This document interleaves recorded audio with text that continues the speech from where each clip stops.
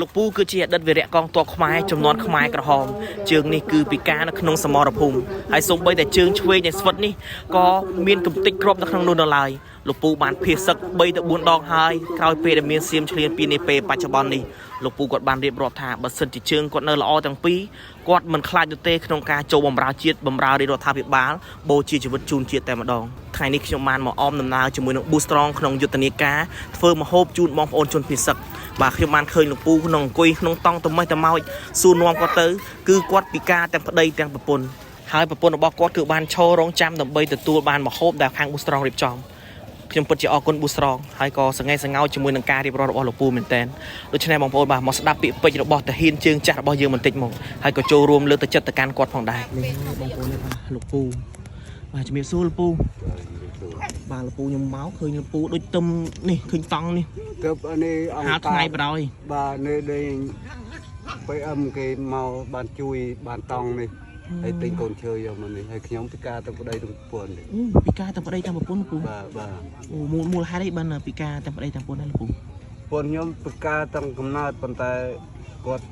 មកតាមខ្ញុំរហូតទោះតែដេញថ្ងៃដេញសង្គ្រាម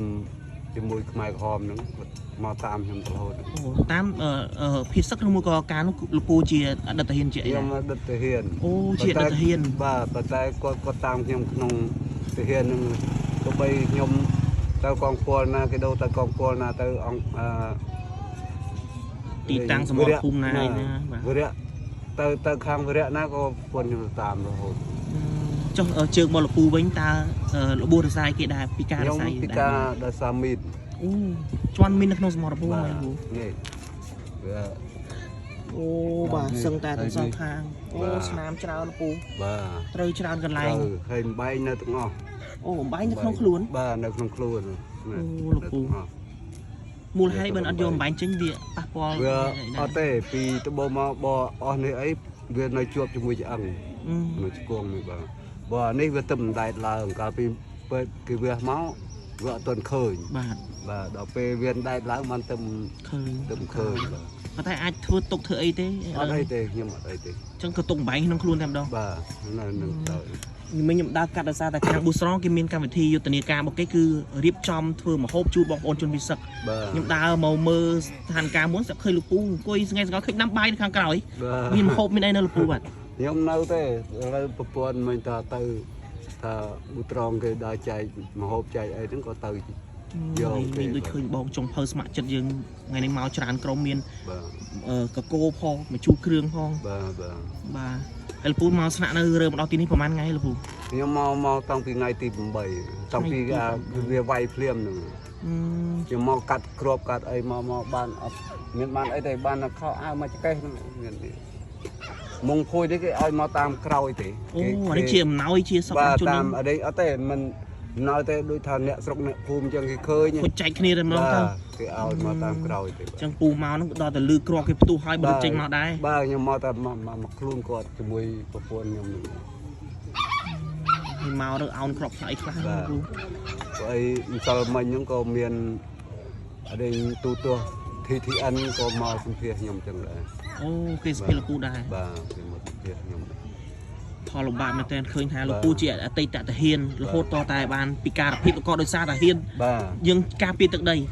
ឡូវនេះអត់បានសុកទៀតអត់បានសុកទៀតលោកពូអារម្មណ៍របស់លោកពូយ៉ាងម៉េចដែរយើងជាអតីតទាហានមកឃើញថាអុកលុកតជំនាន់ចេះយើងពិបាកមែនតើបាទខ្ញុំបើសិនតែខ្ញុំនៅជើង2យើងអីក៏ខ្ញុំនៅតែក្តៅក្រហាយខ្ញុំនៅតស៊ូតទៅទៀតខ្ញុំចូលទាហានទៀតឲ្យតែលេងរដ្ឋាភិបាលត្រូវការខ្ញុំចូលទៅទៀតខ្ញុំអត់ខ្លាចទេលះបង់ដើម្បីជាតិតែបាទដើម្បីជាតិ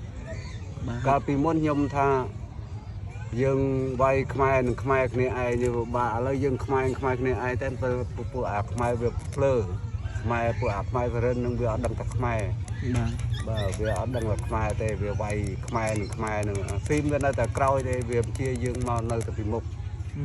បាទនេះតាមការយល់ឃើញរបស់លោកពូលោកពូមានស្ទាបស្ទង់ស្ថានភាពប្រហែលថ្ងៃនេះទេឃើញបាញ់ទៅបាញ់មកផ្លោងទៅផ្លោងមកពូតាមដានរហូតជាប់លាប់ទេពូបាទខ្ញុំជាតាមដានដែរហ្នឹងប៉ុន្តែគាត់ថាគ្នាខ្ញុំនៅនោះជាថាវាអីទេវាយើងឈរជើងជាប់បានល្អណាស់អីទេចំពោះទឹកចិត្ត ជាតាហ៊ានដូចគ្នាលពូធ្លាប់ជាតាហ៊ានចឹងមានអីនិយាយទៅកាន់បងតាហ៊ានវរៈកងទ័ពបច្ចុប្បន្ននេះទេលពូដែលគាត់កំពុងតែតទល់ជាមួយនឹងចៅសៀមឈ្លានពាននេះបាទខ្ញុំមានប្រអីទេបើខ្ញុំថាជូនពរឲ្យបងនៅជួមុខនឹងដើម្បីរក្សាសមត្ថភាពខំការពាររីទឹកដីយើងឲ្យបានគង់វង្សកុំឲ្យពួកអាសៀមរៀនពៀននឹងកុំឲ្យវាមកលបទឹកដីយើងទៀតបាទពូបើសិនវិញដូចជារៀងមានដំណឹងថាអាចនឹងជាព័ត៌មានល្អមួយចំនួនសម្រាប់យើងដែរយើងអត់បានដឹងច្បាស់លាស់គឺប្រធានាធិបតីគេនេះប្រធានាធិបតីអានុទីនរបស់ថៃនេះគឺថាចង់ប្រកាសលាលែងពីអំណាចឲ្យប្រជាជនវិញបាទប៉ុន្តែយើងអត់ទាន់ដឹងថាផលមិនទេផ្លូវការវាមិនអត់ដឹងផ្លូវការតែបើសិនជាផ្លូវការវាជាផ្លែផ្កាមួយល្អសម្រាប់យើងដែរ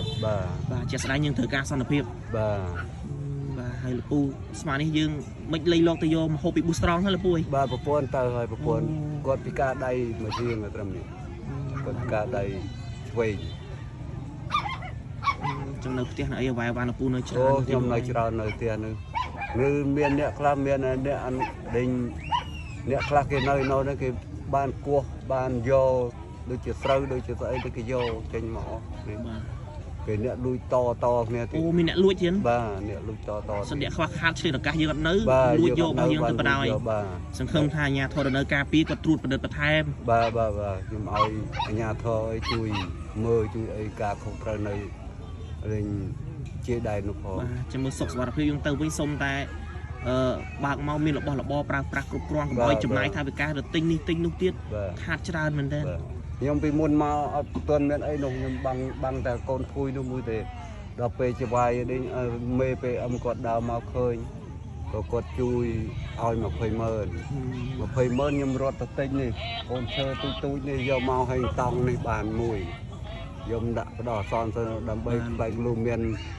មនុស្សធម៌ណាគេមកគេមានតង់មានអីចឹងក៏សុំគេសុំបន្ថែមគឺឃើញបងប្អូននៅក្នុងក្រុងគឺពង្រៃគេបានច្រើនតែថាអាចមកដល់ថ្ងៃណាយើងអត់ទាន់ដឹងបាទប៉ុន្តែខ្ញុំមើលម្សិលមិញខ្ញុំមើលដូចថាសុករយៈស្មីមានតង់បានច្រើនមកជួយជួនពិសិដ្ឋនឹងដែរបាទសង្ឃឹមថាពួកគាត់នឹងមកដល់ទីតាំងនេះចុះបាទបាទចឹងអរគុណច្រើនលោកពូបាទអរគុណច្រើនបាទ